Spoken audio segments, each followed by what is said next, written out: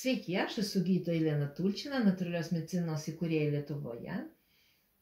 Ką reikia daryti, kada yra negerai skydliaukėje? Mes turim žinoti, kad mūsų visi organai, ir skydliaukė, ir smegenys, ir akis, ir ausis, ir kiaušidės, ir prostata, visi mūsų organai gyvena viename kūne, vienoje sistemoje, viename organizme. Ir negali būti blogai skydliaukiai, o gerai žarnynui arba ten kitam organui.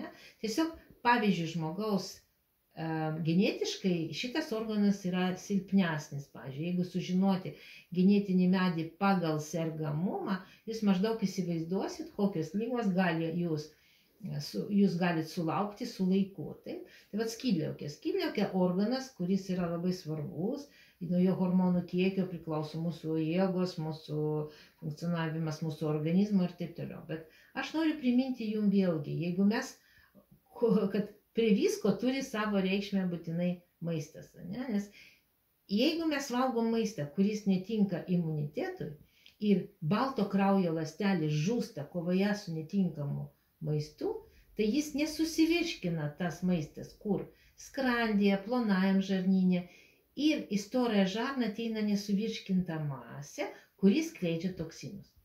Toksiškas kraujas, kuris atsiranda, kuris teka kraujagyslėmis, dėl to, kad balto kraujo ląstelės reaguoja netinkamą maistą kaip į priešą, žūsta, iš jo išsiskiria labai stiprus fermentai ir jie sukelia uždegimą kraujyje.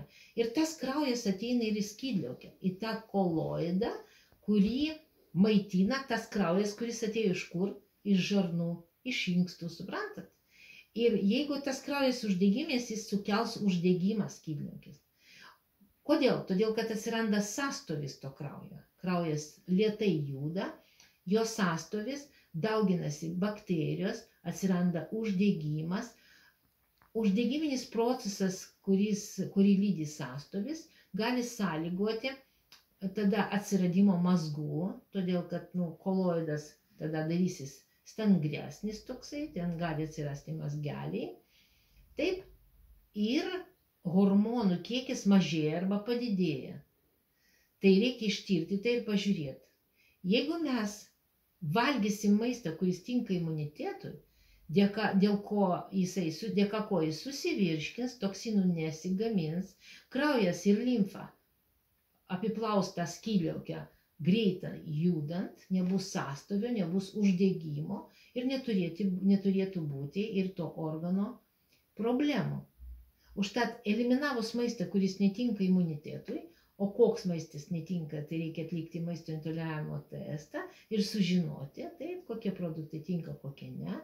Mes atstatysim kraujo kokybę, tada tas kraujas nebus uždegiminis ir toksinai išeis, jis pradės greičiau judėti, limfa greičiau judėti ir uždegimas tada praeis ir tą problemą taps kontroliuojama. Aš turėjau nemažai pacientų, pas kurios buvo padidintas skydliaukės funkcija ir net metizolis, kurį naudojo ta moteris, sakysim, kad mažinti tų hormonų kiekį, jis nepadėjo. Tada jai patarė arba blokuoti radioaktyvių jodų tą skydliaukę, arba ją pašalinti, kad nemaišytų.